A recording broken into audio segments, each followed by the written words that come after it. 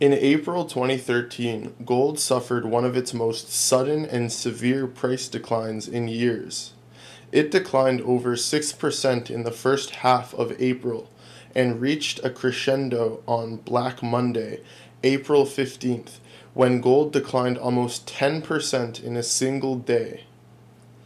The decline was dramatic, but not really surprising for long-standing gold investors. Gold is often volatile in the short run, regardless of long-term trends, and gold has seen such pullbacks before. Since April 15th, gold has rallied back strongly, and investors should bear in mind that gold is still up over 500% in the past 13 years, even after the recent setback. The April drawdown is not hard to explain. In early April, two prominent investment banks, Societe Generale and Goldman Sachs, issued negative research reports on gold. This was followed by reports that Cyprus would have to sell almost 14 tons of its official gold reserves in order to pay for its part of the EU-IMF bailout of the Cyprus economy. What happened on April 15th was outright panic selling.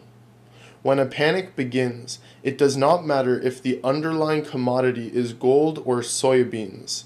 A market will fall precipitously until the last leveraged player has been flushed out through margin calls, mark-to-market losses, or redemptions.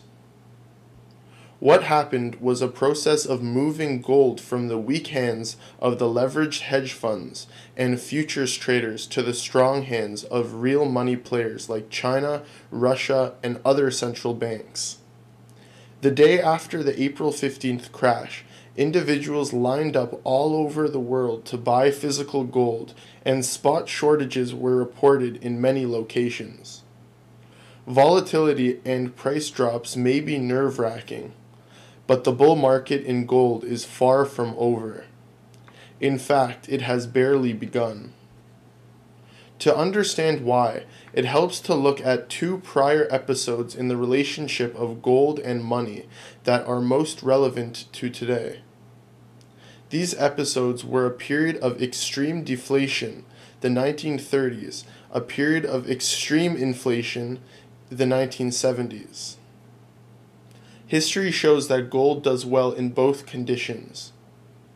Commentators frequently observe that we are experiencing price stability or low inflation based on the fact that the consumer price index has averaged 2% over the past 12 months.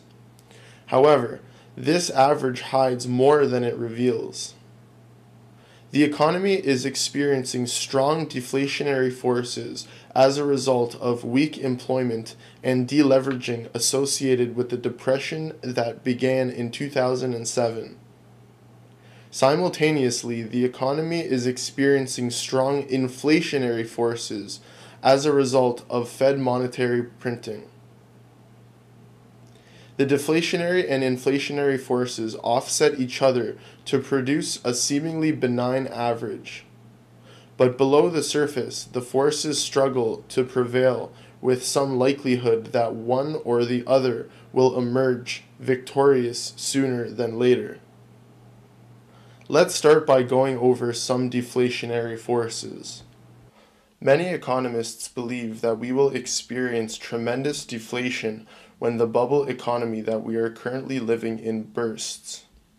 The next major financial panic will cause a substantial deflationary wave first, and after that we could see unprecedented inflation as the central bankers and our politicians respond to the financial crisis. This will happen so quickly that many will get financial whiplash as they try to figure out what to do with their money. We are moving toward a time of extreme financial instability, and different strategies will be called for at different times. So why will we see deflation first? The following are some of the major deflationary forces that are affecting our economy right now. The velocity of money is at a 50-year low. The rate at which money circulates in our economy is the lowest that it has been in more than 50 years. It has been steadily falling since the late 1990s, and this is a clear sign that economic activity is slowing down. The shaded areas in the chart represent recessions, and as you can see, the velocity of money always slows down during a recession. But even though the government is telling us that we are not in a recession right now, the velocity of money continues to drop like a rock. This is one of the factors that is putting a tremendous amount of deflationary pressure on our economy. The trade deficit. Every single month, far more money leaves this country than comes into it. In fact, the amount going out exceeds the amount coming in by about $500 billion each year. This is extremely deflationary. Our system is constantly bleeding cash, and this is one of the reasons why the federal government has felt a need to run such huge budget deficits, and why the Federal Reserve has felt a need to print so much money. They are trying to pump money back into a system that is constantly bleeding massive amounts of cash. Since 1975, the amount of money leaving the United States has exceeded the amount of money coming into the country by more than $8 trillion. The trade deficit is one of our biggest economic problems, and yet most Americans do not even understand what it is. As you can see by this chart, our trade deficit really started getting bad in the late 1990s. Wages and salaries as a percent of GDP. One of the primary drivers of inflation is consumer spending, but consumers cannot spend money if they do not have it. And right now, wages and salaries as a percentage of GDP are near a record low. This is a very deflationary state of affairs.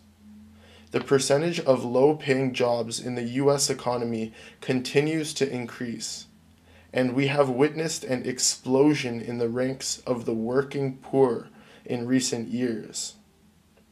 For consumer prices to rise significantly, more money is going to have to get into the hands of average American consumers first. Although there are many deflationary forces in the economy at current, there are also many inflationary forces at work as well. Leave a comment below and let us know what inflationary forces you see in the economy wherever you live in the world. It is no debate that food prices are on the rise, and also oil prices have been rising as well. However, we all know that these numbers are not calculated in the government-reported statistics for inflation.